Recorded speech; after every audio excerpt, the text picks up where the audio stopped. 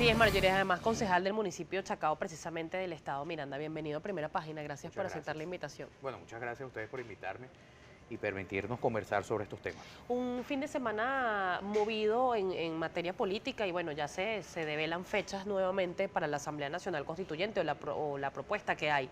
Yo quiero citar para usted algunas de las cosas, de las informaciones que diera ayer la presidenta del Consejo Nacional Electoral. Está en nuestra página web www.globovision.com. Entre otras cosas, se plantea el próximo 30 de julio para las elecciones de la Constituyente. Según la presidenta del ente, se decidió una fecha única. Las elecciones territoriales y sectoriales para la Constituyente serán el 30 de julio. Sin embargo, ella acotaba pues que van a ser presentadas en directorio para su aprobación. Según los estados con más postulaciones fueron Miranda con 4.186 y Aragua con 2.050, y las personas pues que son postuladas para esta propuesta deberán llevar sus recaudos y recoger las firmas entre el 6 y 10 de junio para el ámbito territorial, entre el 11 y el 14 de junio para el sectorial. Por parte de la oposición, pues se niega un escenario posible de esta aprobación de la Asamblea Nacional Constituyente. Sin embargo, por el lado del gobierno nacional, pues asegura que va como sea. Un caso muy parecido a lo que eran las elecciones de la Asamblea Nacional. Hay mucha confusión, señor Rojas, con respecto a lo que ha sido también una propuesta del presidente de un posible referéndum aprobatorio. ¿Qué se va a someter a referéndum según la información que tienen ustedes? Ok, varias cosas. Primero, arranco con lo que me preguntaste o como arrancabas la entrevista. Tibisay Lucena anuncia una fecha que no podemos llamar que es de elecciones, porque no se puede someter a elección algo que no ha sido convocado. La Asamblea Nacional Constituyente no ha sido convocada porque la Constitución le da esa potestad exclusivamente al pueblo mediante elecciones.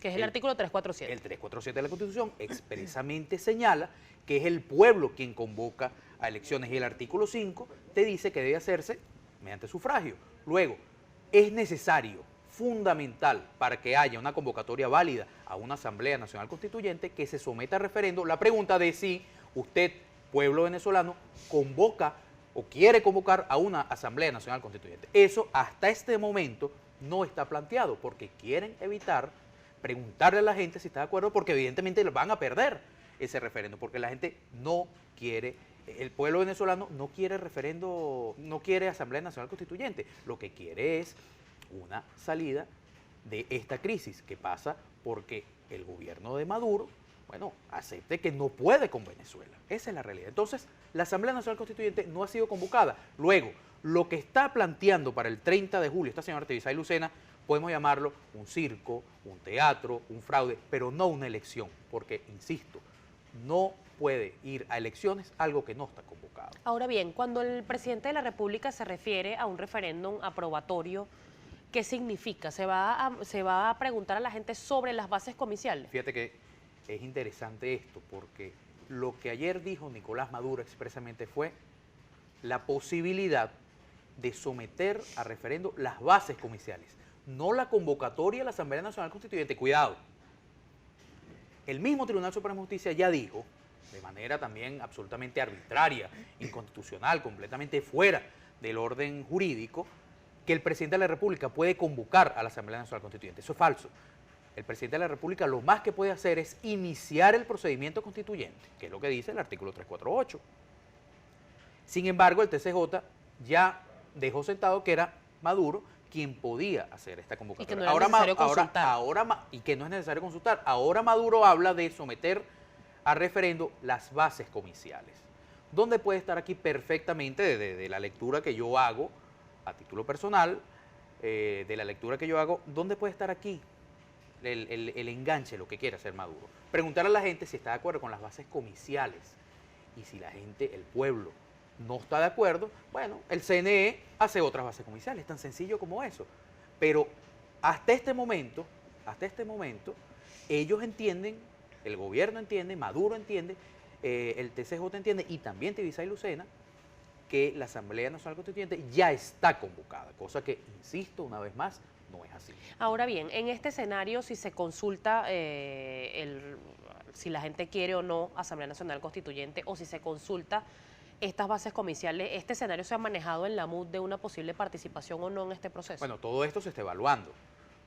A ver, la política en Venezuela es tan dinámica y se ha hecho tan de momentos que todo esto se ha venido evaluando día tras día. A raíz de esto que ha señalado Maduro el día de ayer, también se está evaluando y en su momento la mesa señalará, va a decirle al país cuál es la posición. Se lo pregunto porque algunos dirigentes políticos y la misma gente hace memoria y echa el casé para atrás, como se dice en criollo, y recuerda los escenarios, por ejemplo, del año 2005. ¿Es el mismo escenario cometer un error como ese de no asistir a un proceso? Lo que pasa es que son cosas diferentes, son cosas distintas. En este momento estamos frente a una absoluta arbitrariedad. Presentar, en este momento, como están planteadas las causas hoy, porque Maduro lo que habló fue una posibilidad de someter a referéndum las bases comerciales, pero eso todavía no está ni siquiera aprobado. Como están las cosas en este momento, no podemos asistir a ningún tipo de proceso ante algo que es absolutamente inconstitucional, arbitrario y que no existe en el mundo jurídico, porque de nuevo, lo que está planteado en este momento no existe en el mundo jurídico porque la Asamblea Nacional Constituyente no ha sido convocada de conformidad, como lo dice muy claramente además el artículo 347 de la Constitución. Entonces, no es solo un tema de avalar o no, es que en el mundo jurídico no está planteado en Venezuela, no existe la Asamblea Nacional Constituyente en los términos en que lo está planteando Nicolás Maduro. Lo que existe es de nuevo un llamado arbitrario a un grupo de personas a decir que son candidatos a algo que no ha sido convocado y que la oposición venezolana, que cree en la Constitución, que cree en el sistema constitucional y democrático, no puede ir a algo que simplemente no existe en el mundo jurídico. Ahora bien, ayer el presidente Nicolás Maduro hacía llamados nuevamente a la oposición, incluso llegó a decir que el secretario general de Acción Democrática, Henry Ramos Ayuba, además diputado por esta tolda política, y otros militantes de Acción Democrática se inscribieron en la convocatoria de Asamblea Nacional Constituyente. Incluso los llegó a retar de que los desmintieran.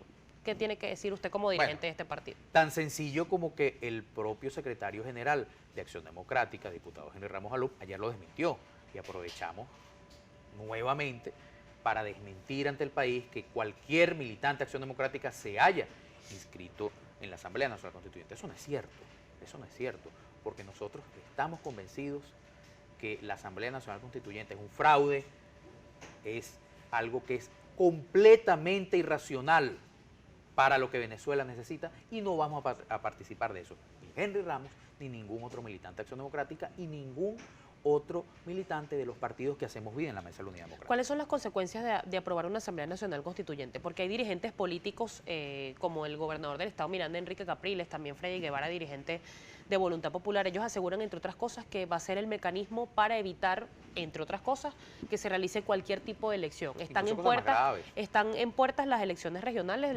De una de las últimas ruedas de prensa que dio la presidenta del CNE, le puso fecha para el 10 de diciembre. Fíjate. La Asamblea Nacional Constituyente, según la Constitución, sirve para transformar el Estado, te lo dice el 347, modificar el ordenamiento jurídico y crear una nueva Constitución. Imagina que nosotros le demos este cheque en blanco al señor Maduro, que desde hace mucho tiempo, a través de canales irregulares, ha intentado acabar con la propiedad privada, acaba de intentar o limitar los derechos ciudadanos. Una nueva Constitución, un nuevo ordenamiento jurídico le permitiría a estos sujetos que están en estos momentos en el poder, les permitiría nada más y nada menos que limitar derechos ciudadanos de los venezolanos, por ejemplo, la libre iniciativa privada. Seguramente, la señora que hace su arepa en su casa para venderlo, hace su café para venderlo, ya no lo puede hacer libremente, va a tener con un nuevo ordenamiento jurídico creado por estas personas, seguramente va a tener ahora que solicitarle al Estado si puede o no realizar esa actividad. Por ejemplo, se pueden fácilmente limitar derechos políticos. Ya usted no tiene derecho a militar en un partido político, usted tiene que solicitárselo al Estado la autorización, como sucede en la Constitución cubana. ¿Destituir titulares de los poderes públicos, por ejemplo? Absolutamente. El artículo 349 de la Constitución dice que los órganos constituidos no pueden, no pueden estar en desacuerdo con lo que diga o haga la Asamblea Nacional Constituyente. Eso le permitió en el año 2000 a esa Asamblea Nacional Constituyente de ese entonces nombrar al fiscal, nombrar al contralor, nombrar incluso magistrados del Tribunal Supremo de Justicia. Y el propio Diosdado Cabello lo ha dicho. Diosdado Cabello ha dicho que esto va a servir para nombrar una nueva fiscal. Para allá van. Esa es otra de las finalidades de este fraude. Abogado, tenemos que hacer una pausa comercial. Al regreso quiero también que comentemos lo que ha sido pues estos días de protesta. Ya van más de 60 días de protesta. Hoy hay un plantón nacional convocado por la Mesa de la Unidad Democrática, ¿cuáles evalúa usted han sido quizás los logros y las fallas de todo este proceso y que viene además? Estamos conversando con Manuel Rojas Pérez, secretario general de Acción Democrática del municipio de Chacao, concejal también de este municipio, además secretario ejecutivo de la MUD en Chacao también. 7, 8 minutos, ya venimos.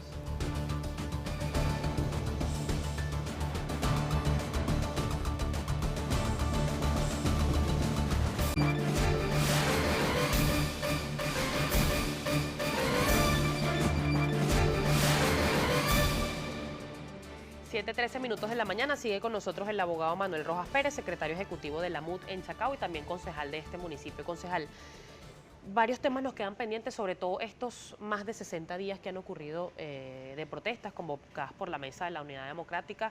Hay justamente 63 personas lamentablemente asesinadas, fallecidas en este contexto. Y ayer, lamentablemente, pues se conoció lo que fue este joven que fue quemado en Altamira. El ministro Ernesto Villegas y también el presidente instaban a la fiscal a hacer justicia y fueron muy enfáticos en este caso, pero hay que recordar que hay otros venezolanos que también murieron y que no hay unos más importantes que otros. Pero en este contexto de la protesta, ¿qué consideran ustedes que se ha logrado y en qué no se ha sido tan sensato a la hora de convocar o a la hora de dirigirse al país? Bueno, los logros están siendo evidentes, pero hay que recordar a todo el que nos está viendo y a todo el que está en este proceso de protesta, que somos la gran, inmensa mayoría, la inmensa mayoría de los venezolanos, que estamos hablando de resistencia, de resistir, y resistir implica que no es de un día para otro como se logran los resultados. Eso es lo primero. Resultados que podemos decirlos abiertamente. Bueno, el gobierno se está quedando absolutamente solo. Ya el gobierno de por sí, minimizado en su base popular, se ve ahora que está haciendo, cada día más se van alejando personas importantes que le dan base política. Hildegard Rondó de Sansó, una de las bases jurídicas elementales del gobierno, tanto de Chávez como de Maduro. Gabriela Ramírez, la defensora del pueblo en la época de Chávez. El caso de la fiscal general de la República, que evidentemente hoy día al país le está haciendo un gran favor porque está siendo institucional y está haciendo su labor, la labor que le establece la propia Constitución. Incluso diputados de la Asamblea como Eustoquio Contreras y otro grupo de diputados más, porque él ha dicho que hay otros diputados que están... Hijos de autoridades también se han pronunciado. El hijo del defensor del pueblo y muchas otras personas que poco a poco... Esto es muy importante, el magistrado Danilo Mojica, un magistrado del Tribunal Supremo de Justicia que dijo, esto es inconstitucional, esto es arbitrario, esto no está, lo que usted está planteando, señor Maduro, no está en la Constitución y no está en el ordenamiento jurídico, y tiene razón el diputado Mojica. Entonces, este proceso de protesta, este proceso de resistencia activa en la calle y de estrategia de protesta en contra de un gobierno que nos dio un golpe de Estado el 29 de marzo de este año, mediante la sentencia 156, porque es muy importante recordar eso.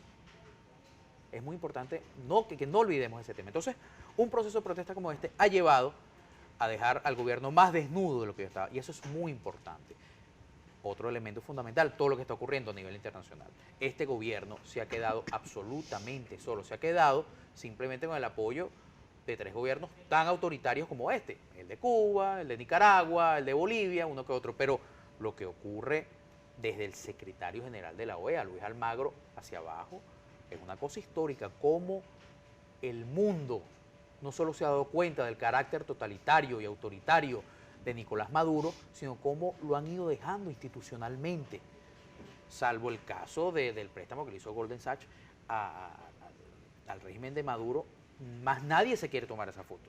Se maneja la posibilidad de reinventar la protesta tomando en cuenta que también es una realidad que han pasado 63 días y la gente también pues se desgasta quizás claro, por esa ansia de querer soluciones de un día para otro. Bueno, como te dije hace rato, este momento político nos lleva a diariamente analizar dentro de la Mesa de la Unidad y todos los factores de los partidos políticos, diariamente analizar cada uno de los pasos que vamos dando.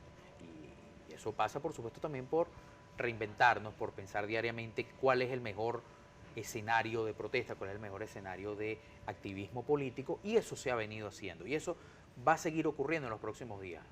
En algún momento veremos plantones como el de hoy, otro día veremos marchas, otro día veremos otro tipo de actividades, pero todo enmarcado en una estrategia de activismo político que nos va a llevar a lo que queremos, que es un cambio de régimen, un cambio de sistema y, un paso, una transición a la democracia, que es lo que el venezolano realmente está pidiendo. Ayer el periodista José Vicente Rangel en su programa analizaba el contexto de la protesta y él aseguraba que habían grupos violentos que habían sobrepasado la dirigencia. Se han visto lamentablemente culminadas las actividades, algunos grupos que sí ciertamente han quemado cosas, joven, lo que pasó con este joven de Altamira que lamentablemente falleció. ¿Cómo evitar que estas personas actúen de esta manera y si se ha logrado comprobar que ciertamente son infiltrados o que si son violentos de la misma oposición? Lo primero es que toda la mesa de la unidad, en unanimidad,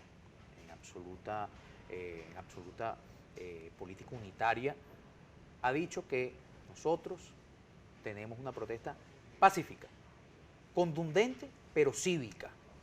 Y eso hay que decirlo a cada rato y con todo el que hablamos. Y aprovecho las cámaras de Globovisión para decir que la línea de la mesa de la unidad y la línea que nos va a llevar a lograr las victorias políticas se hacen de manera pacífica. Los violentos están en Miraflores, los violentos están en el PSV, los violentos están del lado del régimen, no de este lado. Todo aquel que quiera protestar contra el gobierno mediante actividades no pacíficas, mediante actividades violentas, no nos está haciendo un favor, más bien le está haciendo un favor a Maduro, le está haciendo el favor a Diosdado Cabello y a los que son de verdad violentos. Pero también aprovecho para eso que tú me dices, que es que José Vicente Rangel habla de los grupos violentos de este lado, pero a José Vicente Rangel se le olvida que en muchas manifestaciones, sobre todo en el oeste de Caracas, salen colectivos armados disparando contra los edificios, disparando contra manifestantes, y no disparando bombas lacrimógenas, disparando balas, disparando balines. Hay personas, manifestantes que han muerto con metras. Hay manifestantes que han muerto también con bombas lacrimógenas. Eso también es violencia y eso no se le debería olvidar al señor José Vicente Rangel ni a nadie del gobierno, que la violencia está de ese lado y hay muestras presentes de eso, como lo ha dicho, por ejemplo, la Fiscal General de la República, de lo que tiene pruebas. Precisamente quiero contrastar para usted, porque el defensor del pueblo este fin de semana aseguraba, entre otras cosas, y está en la web de nuestro canal, le voy a pedir a mi equipo si puede en la sección de nacionales colocarla. Tarek William Saab, manifestaciones de calle propician actos criminales aislados y selectivos. A través de su cuenta de Twitter afirmó que la Defensoría del Pueblo observa el visible fracaso de la vía violenta para propiciar el derrocamiento del Estado. Hizo referencia o comparó focos de violencia que comenzaron en el mes de abril, como lo ocurrido en zonas del Medio Oriente, África y Centroamérica. ¿Cuál es su opinión? Bueno, que el derrocamiento del Estado lo hizo la Sala Constitucional conjuntamente con Nicolás Maduro el 29 de marzo de este año, cuando dictaron la sentencia 156, que es una sentencia golpista, que es una sentencia que dio un golpe de Estado y que Tarek William Saab avaló, entonces sumándose él al golpe de Estado que aquí se dio y a la dictadura judicial que hemos estado viviendo a partir de ese momento. Tarek William Saab lo que debería estar es defendiendo al pueblo.